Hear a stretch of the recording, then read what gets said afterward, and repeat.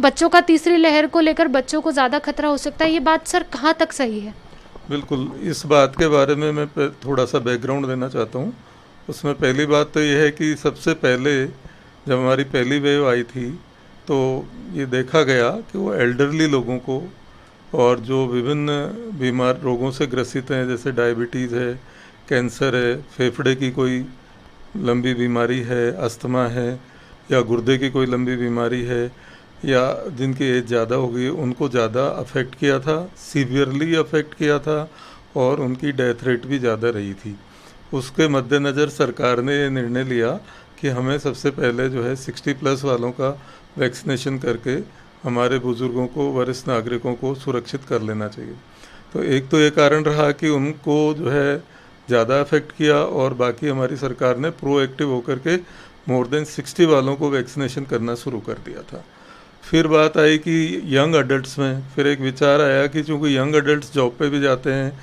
Mix भी होते हैं, तो इसमें जो है ज़्यादा होने लग गया था कोरोना, और ज़्यादा सीवियरिटी, जैसे सेकंड वेव और फर्स्ट वेव की तुलनात्मक अध्ययन करें तो आप देखेंगे कि सेकंड वेव में यंग डेथ्स भी ज़्यादा हुई और यंग अडल्ट्स को काफ़ी अफेक्ट किया। फिर गवर्नमेंट ने अपनी स्ट्रेटजी में नेक्स्ट फेज़ में 45+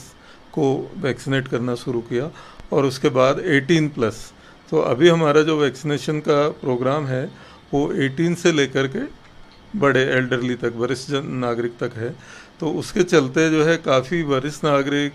काफ़ी युवा और अधेड़ उम्र के जो व्यक्ति हैं और महिलाएं हैं वो या तो अफेक्ट हो चुकी हैं, और वैक्सीनेशन के प्रति भी काफ़ी उत्साह देखा गया है हमारे देश की जनता में।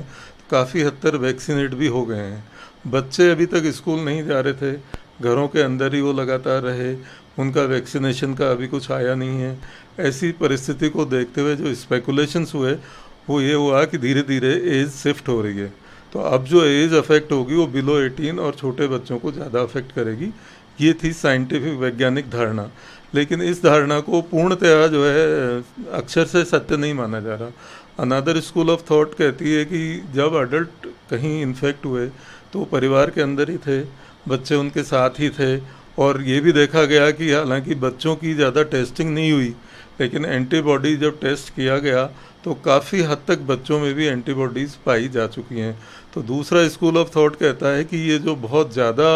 एप्रीहेंशन है, बहुत ज़्यादा डर और भय का वातावरण है कि बच्चों के अंदर ये बहुत ही खतरनाक रूप से आएगी और बच्चे बहुत ज़्यादा संख्या में अफेक्ट होंगे, उसकी वो पुष्टि नहीं करता है दूसरा स्कूल ऑफ थॉट। तो अभी यह बिल्कुल क्लियर नहीं है, हालांकि बच्चे अफेक्ट होंगे, लेकिन क्या बच्चे सीवियरली अफेक्ट होंगे? और वैसे भी बच्चों की इम्यूनिटी को देखते हुए ऐसा माना जाता है, जो हमारी फर्स्ट वेव में भी हुआ, सेकंड वेव में भी हुआ, बच्चे अफेक्ट जो भी हुए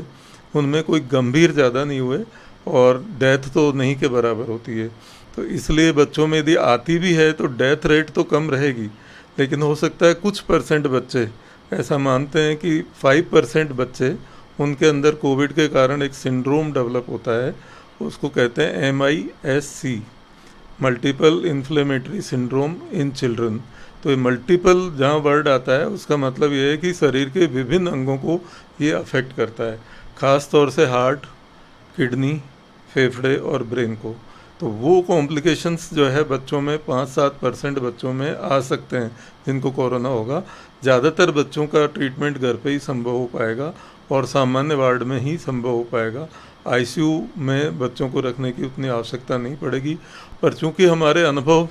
बहुत ख़राब रहे सेकेंड वेव के दौरान, एक परिस्थिति ऐसी आ गई थी कि हमारे यहाँ बेड्स की कमी हो गई थी, ऑक्सीजन मिल नहीं पा रही थी, वेंटिलेटर्स मिल नहीं पा रहे थे, और उसको लेकर के राष्ट्रीय एवं अंतर्राष्ट्रीय स्तर पर सरकार की भी काफ़ी आलोचना हुई। तो उसको देखते हुए सरकार जो है एक्स्ट्रा कॉशियस होते हुए,